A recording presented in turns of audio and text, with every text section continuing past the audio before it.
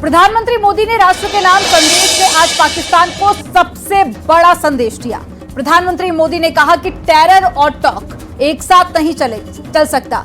Terror और साथी trend एक साथ नहीं हो सकता, वैसे ही पानी और खून एक साथ नहीं बहेगा। प्रधानमंत्री नरेंद्र मोदी ने ऑपरेशन सिंदूर पर कहा कि ये अभी स्थगित हुआ है, खत्म नहीं हुआ है। जरूरत पड़ी तो पाकिस्तान ने अगर उकसाया तो भारत उसका करारा जवाब देने से पीछे नहीं हटेगा। सुनिए।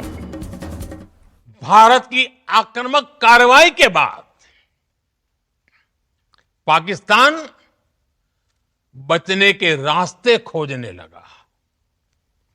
पाकिस्तान दुनिया भर में तनाव कम करने के लिए गुहार लगा रहा था और बुरी तरह पीटने के बाद इसी मजबूरी में 10 मई की दोपहर को पाकिस्तानी सेना ने हमारे डीजीएमओ को संपर्क किया। तब तक हम आतंकवाद के इंफ्रास्ट्रक्चर को बड़े पैमाने पर तबाह कर चुके थे। आतंकियों को मौत के घाट उतार दिया गया था। पाकिस्तान के सीने में बसाए गए आतंक के अड्डों को हमने खंडहर बना दिया था। इसलिए जब पाकिस्तान की तरफ से गुहार लगाई गई, पाकिस्तान की तरफ से जब ये कहा गया कि उसकी ओर से आगे कोई आतंकी गतिविधि और सैन्य दुस्साहस नहीं दिखाया जाएगा, तो भारत ने भी उस पर विचार किया। और मैं फिर दोहरा रहा हूं, हमने पाकिस्तान के आतंकी और सैन्य ठिकानों पर अपनी जवाबी कार्रवाई को अभी सिर्फ स्थगित किया है। आने वाले दिनों में हम पाकिस्तान के हर कदम को इस कसौटी पर मापेंगे कि वो क्या रवैया अपनाता है। भारत का मत एकदम स्पष्ट है। टेरर और टॉक एक साथ नहीं हो सकते। टेरर और ट्रेड एक साथ नहीं चल सकते और पानी और खून भी एक साथ नहीं बह सकता। हमारी घोषित नीति रही है, अगर पाकिस्तान से बात होगी तो टेररिज्म पर ही होगी। अगर पाकिस्तान से बात होगी तो पाक ऑक्युपाइड कश्मीर पीओके उस पर ही होगी। भारत पर आतंकी हमला हुआ तो मुंह तोड़ जवाब दिया जाएगा। हम अपने तरीके से अपनी शर्तों पर जवाब देकर रहेंगे। हर उस जगह जाकर कठोर कार्रवाई करेंगे जहां से आतंक की जड़ें निकलती हैं। दूसरा, कोई भी न्यूक्लियर ब्लैकमेल भारत नहीं सहेगा। न्यूक्लियर ब्लैकमेल की आड़ में पनप रहे आतंकी ठिकानों पर भारत सटीक और निर्णायक प्रहार करेगा। पाकिस्तान के खिलाफ भारत के जबरदस्त जवाबी कार्रवाई ने पाकिस्तान को घुटनों पर लाने के लिए मजबूर कर दिया। पाकिस्तान की तरफ से आए हार्ड ड्रोन और साथ ही मिसाइल को भारत ने आसमान में ही मार गिराया है और हमारा एयर डिफेंस सिस्टम अभेद्य है। आज ये भी बात कही गई।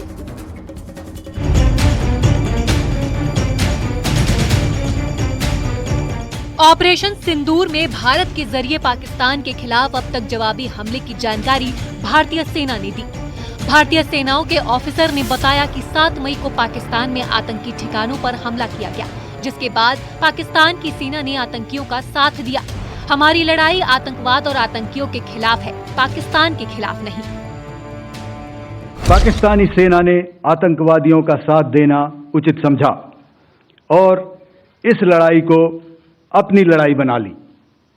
इस परिस्थिति में हमारी जवाबी कार्यवाही अत्यंत आवश्यक थी और इसमें उनका जो भी नुकसान हुआ वे खुद इसके लिए जिम्मेदार हैं।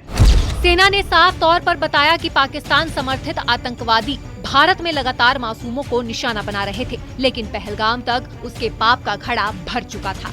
2024 में जम्मू सेक्टर में शिवखोरी मंदिर को जाते हुए यात्री और इस साल अप्रैल में पहलगाम में मासूम पर्यटक इस खतरनाक ट्रेंड के विशेष उदाहरण हैं। पहलगाम तक पाप का ये घड़ा भर चुका था। भारतीय सेना ने बताया कि पाकिस्तान ने PL-15 मिसाइल का इस्तेमाल किया था। चीन में बने कामिकेज ड्रोन को मार गिराया था। भारत के एयर डिफेंस सिस्टम ने शानदार काम किया। सेना ने बताया कि हमारा एयर डिफेंस सिस्टम अभेद है। न्यूज़ 18 के लिए ब्यूरो रिपोर्ट।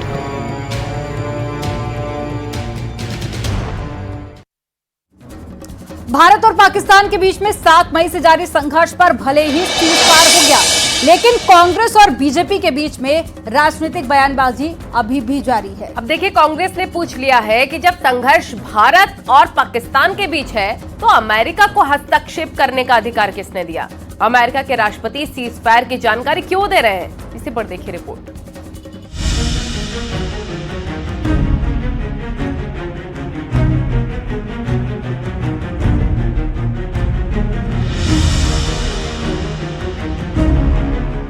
बीजेपी भले ही सेना के पराक्रम को लेकर पीएम मोदी के नेतृत्व की सराहना कर रही है, लेकिन कांग्रेस इस पर हमलावर है। यूपी कांग्रेस अध्यक्ष अजय राय ने पूछा कि पूरा देश हैरान है कि अचानक सीज फायर क्यों हुआ, अमेरिका का इसमें रोल क्या है? और यूएस अमेरिका के द्वारा ये देश मोदी जी चला रहे हैं, प्रधानमंत्री वो हैं और सूचना अमेरिका के द्वारा आ रही है। यही देश जानना चाहता है कि ये कदम इस तरह से उठाया गया तो इसका पूरी तरीके से देश के सामने सारी बातें आनी चाहिए। डिप्टी सीएम केशव प्रसाद मौर्य ने कांग्रेस को नसीहत दी है कि इस मुद्दे पर राजनीति न करे, क्योंकि ये राष्ट्र हित से जुड़ा हुआ मामला है। इस प्रकार की बयानबाजी कर रहे हैं, घटिया राजनीति कर रहे हैं और भारत की सेनाओं ने जो विजय की पताका फहराई है उनका अभिनंदन करने की जगह जो माननीय प्रधानमंत्री श्री नरेंद्र मोदी जी के निर्णायक नेतृत्व में सरकार ने फैसला किया कि सेना को पूरी छूट दी जा रही है। आसान समय तरीका सेना तय करे, लेकिन हमें देश के दुश्मनों को सबक सिखाना है, मिट्टी में मिलाना है, जहन्नुम में पहुंचाना है, वो पहुंचा दिया। कांग्रेस सांसद इमरान मसूद का कहना है कि जब सेना अपना पराक्रम दिखा रही थी तो अचानक सीज फायर क्यों हुआ? कश्मीर के मुद्दे पर अमेरिका बात क्यों कर रहा है? पूरा देश जानना चाहता है पहलगाम के कातिलों का क्या हुआ, कहाँ है वो पहलगाम के कातिल? उनका मारा जाना जरूरी है। सेना ने घुस करके पाकिस्तान के अंदर जवाब दिया था और अचानक एकदम ब्रेक लग गया, तो पता तो चलना चाहिए देश को कि क्या हुआ है। मंत्री ओपी राजभर ने सीज फायर को लेकर विपक्ष पर पलटवार किया है। राजभर ने कहा कि विपक्ष ने मान लिया है कि उसको बस विरोध करना है, चाहे सवाल देश की सुरक्षा का ही क्यों ना हो। लोगों ने ये मान लिया कि विरोध करना है। दुनिया के तमाम देशों को मिलाकर के अलग अलग संगठन बने हुए हैं, तो उसमें कुछ शर्तें हैं जो भारत को भी उन शर्तों को मानना है। और हमारे देश के प्रधानमंत्री जी ने जो कदम बढ़ाया, एक सराहनीय कदम था। भारत पाकिस्तान के बीच चले संघर्ष में भले ही सीज फायर हो गया है, लेकिन अब सियासी युद्ध शुरू हो गया है। न्यूज़ 18 के लिए ब्यूरो रिपोर्ट।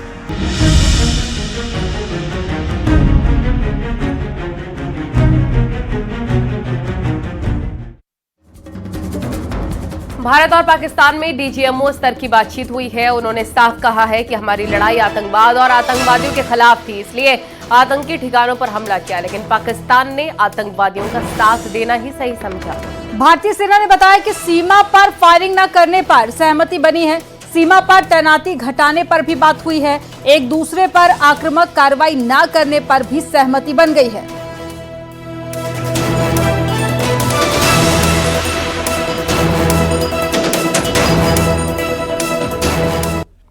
ऑपरेशन सिंदूर को लेकर भारत ने पाकिस्तान को मुंहतोड़ जवाब दिया है और बीजेपी की तरफ से प्रेस कॉन्फ्रेंस की गई, जिसमें कहा गया कि पहली बार किसी न्यूक्लियर कंट्री को घर में घुसकर जवाब दिया गया है। पाकिस्तान जब घुटनों पर आ गया तब भारत की शर्तों पर सीज फायर हुआ है।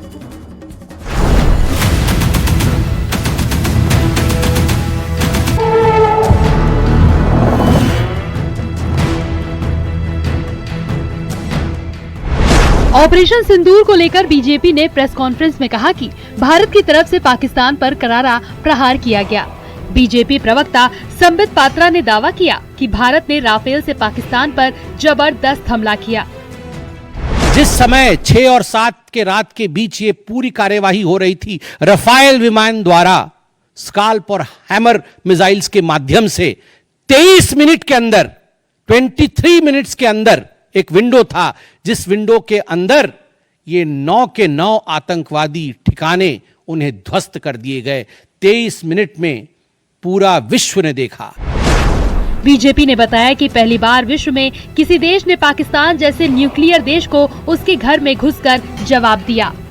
पहली बार विश्व में किसी देश ने एक न्यूक्लियर कंट्री के अंदर घुस करके उनके एयर बेसेस को समाप्त करने का काम किया। पाकिस्तान एक न्यूक्लियर कंट्री है, उसके अंदर घुस करके उनके एयर बेसेस को 20% पाकिस्तान के एयरफोर्स के इंफ्रास्ट्रक्चर को भारतवर्ष ने नाकाम कर दिया। यूपी में जल शक्ति मंत्री स्वतंत्र देव सिंह ने कहा कि पाकिस्तान त्राहिमाम कर रहा था, इसीलिए सीज फायर किया गया। युद्ध से दोनों देशों को नुकसान होता। जो भी आतंकवादी संगठन ऐसे थे, उनके सभी कैंप, जो ट्रेनिंग कैंप थे, लगभग ध्वस्त कर दिए गए और पाकिस्तान त्राहिमाम कर रहा है। और अच्छी बात है, कम से कम युद्ध नहीं होता। युद्ध में दोनों देशों का नुकसान होता है, जान की हानि होती है।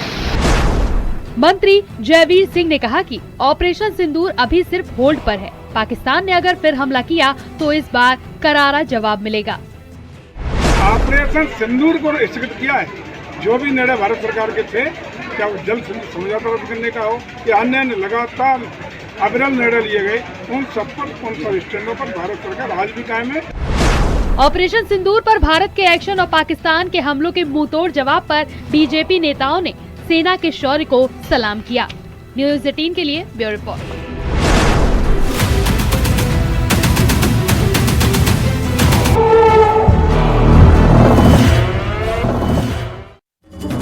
ऑपरेशन सिंदूर की सफलता में सेना के साथ इसरो ने भी बड़ा योगदान दिया है। भारत के 10 सैटेलाइट ने पाकिस्तान पर लगातार 24 घंटे नजर बनाए रखी।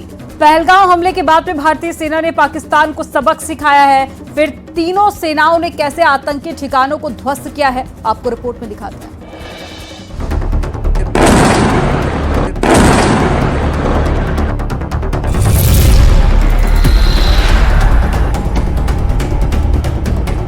Seashore area we have to monitor, and entire northern part we have to monitor continuously. Without satellite technology, without drone technology, we cannot achieve that. Pahalgam हमले के बाद भारतीय सेना के पाकिस्तान पर किए गए हवाई हमले और उसके जवाबी कार्रवाई में सैटेलाइट की महत्वपूर्ण भूमिका रही। सैटेलाइट ने आतंकवादी ठिकानों और पाकिस्तानी एयरबेस पर हमले की पुष्टि की, साथ ही पाकिस्तान के झूठे दावों को बेनकाब किया। इसरो के चेयरमैन वी नारायणन ने कहा कि देश के नागरिकों की सुरक्षा सुनिश्चित करने के लिए रणनीतिक उद्देश्य से कम 10 सैटेलाइट लगातार 24 घंटे काम कर रही हैं। We are having our neighbors, you all know, I need not explain.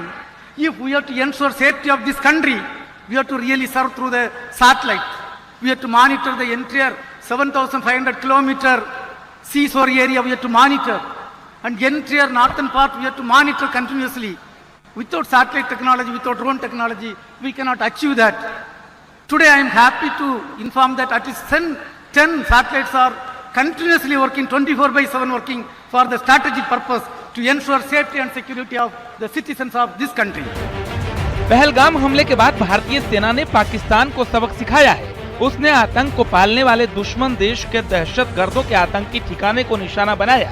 Pakistan इस कार्रवाई से बौखला गया और सैटेलाइट इमेज के जरिए पाकिस्तान जहां बेनकाब हो रहा है, वहीं समुद्र से लेकर जमीन और आसमान तक भारतीय सैटेलाइट लगातार निगरानी कर रही है, जिससे नापाक मंसूबे नाकाम हो रहे हैं।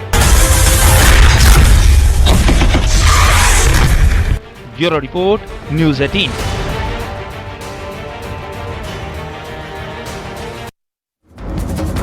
यूपी में नेपाल बॉर्डर से सटे जिलों में 350 से अधिक अवैध कब्जों पर प्रशासन का बुलडोजर चला है। सीएम योगी के निर्देश पर अतिक्रमण हटाओ अभियान के तहत कई अवैध मदरसों और मस्जिदों पर बुलडोजर कार्रवाई की गई। बलरामपुर, बहराइच, सिद्धार्थनगर, श्रावस्ती, पीलीभीत और महाराजगंज में सैकड़ों जगहों पर अवैध कब्जे के खिलाफ एक्शन हुआ है। देखिए।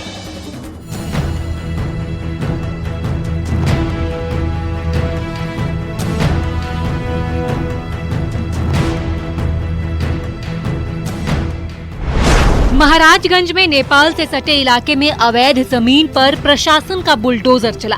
नेपाल बॉर्डर से 15 किलोमीटर के दायरे में आने वाले अवैध कब्जों पर कार्रवाई की गई। कुल 37 मदरसे अवैध पाए गए। 5 मजार और 24 मदरसों पर बुलडोजर एक्शन कर ध्वस्त किया गया। पीलीभीत में अवैध मस्जिद, मजारों और मदरसों पर लगातार बुलडोजर एक्शन दिख रहा है। एक मस्जिद, 12 मजारों को ध्वस्त किया गया। भतपुर में मस्जिद कमेटी ने सरकारी पट्टे की जमीन पर बनी अवैध मस्जिद को अपने हाथ से तोड़ दिया। इसको लेकर मस्जिद कमेटी को नोटिस भेज दिया गया था।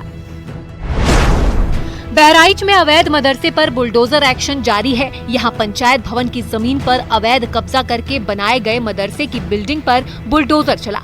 नवाबगंज क्षेत्र के जमादार गांव में ये मदरसा बना था। बहराइच के बॉर्डर क्षेत्र में अब तक 9 मदरसे सील हो चुके हैं। इंडो नेपाल बॉर्डर पर अवैध मदरसों के खिलाफ एक्शन पर एसपी सांसद मोहिबुल्लाह नदवी का कहना है कि अवैध मदरसों को रेगुलराइज किया जाना चाहिए। गैर कानूनी तामीरात कहीं हुई हैं, उनको रेगुलाइज किया जाए और उसमें कानून के मुताबिक वो चलें। अगर कहीं तालीमी इदारे हैं, इबादतगाह हैं, तो उनको कानून के मुताबिक करना, ये इसमें सपोर्ट करना अपने शहरियों के साथ, ये किसी भी हुकूमत का फर्ज बनता है। लखीमपुर खीरी में अवैध तौर पर चल रही मस्जिद, मदरसे और मकतब पर कार्रवाई की जा रही है। जांच में 255 अवैध मदरसे मिले हैं। डॉक्यूमेंट चेक करने के बाद बुलडोजर एक्शन किया गया। एक मदरसे पर बुलडोजर एक्शन हुआ, वहीं 3 अवैध मस्जिदों को पुलिस ने बंद भी करवाया। न्यूज़ 18 के लिए ब्यूरो रिपोर्ट।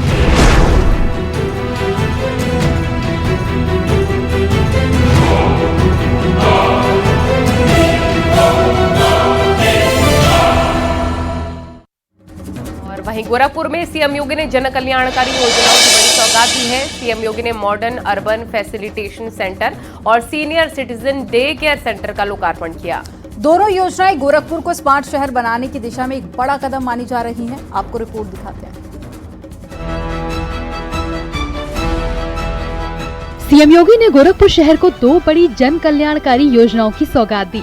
शहर के सिविल लाइन क्षेत्र में बने अत्याधुनिक अर्बन फैसिलिटेशन सेंटर और senior citizen day care centre का लोकार्पण किया। दोनों योजनाएं गोरखपुर को स्मार्ट शहर बनाने की दिशा में एक बड़ा कदम मानी जा रही है।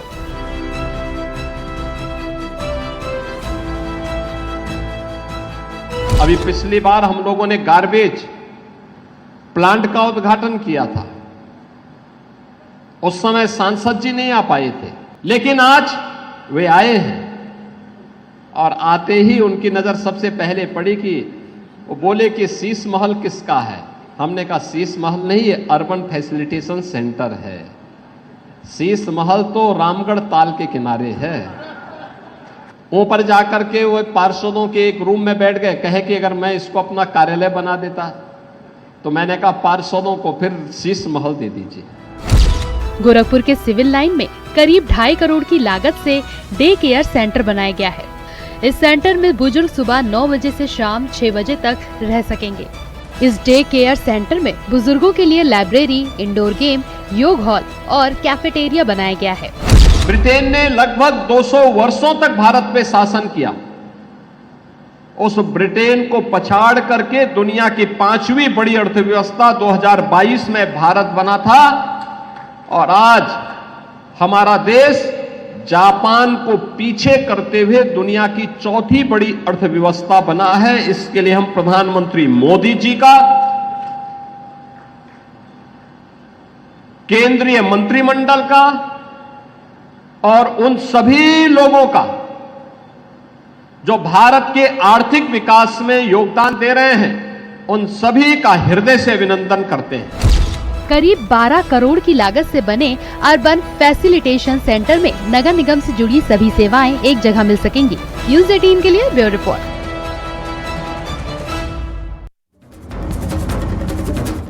और यहाँ वक्त हो गया एक छोटे से ब्रेक का, लेकिन न्यूज़ 18 पर खबरों का सिलसिला लगातार जारी है।